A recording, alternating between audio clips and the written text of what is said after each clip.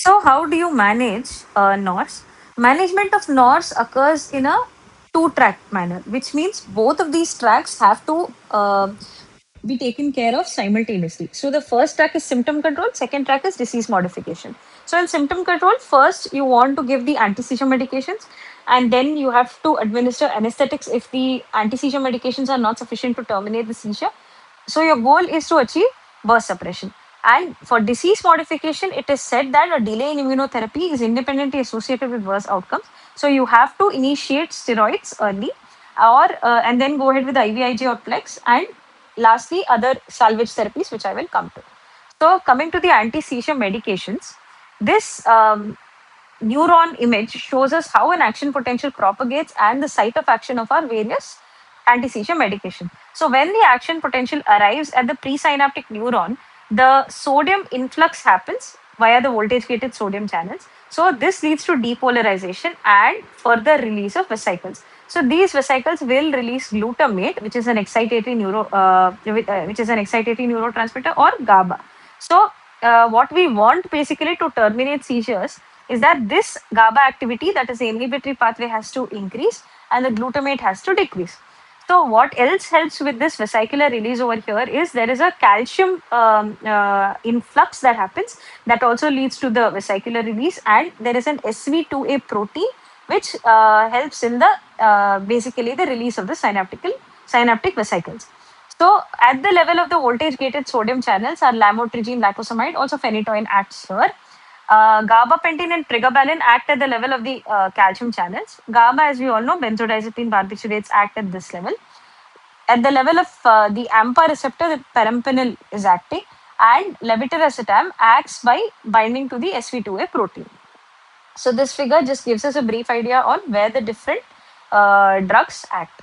So coming to the first line drug that we have to give is the benzodiazepines. So what it does is the target is the benzodiazepine receptor, and when it binds here, it potentiates the GABA levels by a massive influx of the chloride ions. So there is a sharp reduction in the neuronal hyperexcitability. The preferred first line would be lorazepam, given at a dose of 0.1 mg per kg IV. This can be repeated after 30 to 60 minutes.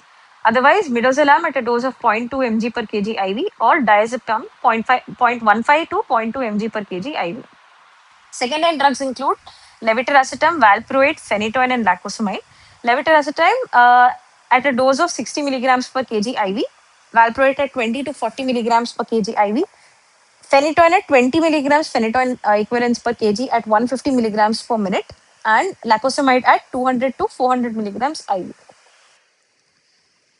Next line would be general anesthetics, where you give a bolus and then you run infusion. So in case of midazolam, the bolus dose of 2 milligrams IV stat followed by an infusion at zero point 0.1 to zero point 0.2 milligrams per kg per hour. There is a high rate of tachyphylaxis associated with this, because eventually the GABA receptors are going to get endocytosed. So there is no site of action left for midazolam. Propofol is also the same thing. Acts at GABA, bolus of 1 to 2 milligrams per kg IV, given at an infusion of 20 to 200 micrograms per kg per minute. And then comes thiopentone, bolus of 3 to 5 milligrams per kg, followed by an infusion at 3 to 5 milligrams per kg per hour. There is a risk of propofol infusion syndrome associated with prolonged high dose propofol. That is, if you're giving propofol at a dose of more than 4 milligrams per kg per hour for more than 48 hours. So here there is basically mitochondrial failure and the triad of severe metabolic acidosis with rhabdomyolysis and myocardial failure. So what is the target of therapy of these general anesthetics is to achieve burst suppression, that is 1 to 2 bursts per minute on continuous EEG for 24 to 48 hours. I'm sorry. So eventually, when the benzodiazepine receptors are getting, the GABA receptors are getting internalized, we have to switch to ketamine. Because ketamine acts directly by directly blocking the excitatory pathway. That is, it acts as a potent NMDA receptor antagonist. So this is given at a dose of 0.5 to 4.5 milligrams per kg per hour. Next line, or rather simultaneously, along with using these anti-seizure medications, we have to go with the immunomodulatory treatment, which is the for disease modification. First line therapy involves steroids, which is you give IV methylpredase pulse therapy, 1 gram per day for 3 to 5 days, and in children 10 to 30 milligrams per kg. Intravenous IVIG has also been used at a dose of zero point 0.4 grams per kg per day for 5 days, and plasma exchange 3 to 5 exchanges on alternate days to aggressively clear the circulating antibodies. Second line therapy involves rituximab, anakinra, and tocilizumab. These are done if basically you find these specific auto antibodies on testing, then you can go ahead with these drugs as per the doses mentioned here. Apart from that, cyclophosphamide and azathioprine and tacrolimus has also been used. A ketogenic diet has also been described, and it is seen that there is a dramatic efficacy in fires. So basically, this high-fat, low-carbohydrate diet will exert an anti-seizure activity.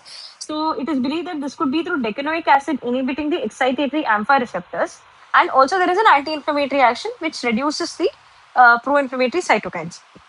But we have to be cautious when you're using it in patients who are already on propofol infusion or who have a pre-existing metabolic and hemodynamic instability. So complications is it could exacerbate the paralytic ileus, severe hypertriglyceridemia, and systemic acidosis. There is also salvage neuromodulation tried where we can either go ahead with a vagus nerve stimulation or a deep brain stimulation or therapeutic hypothermia.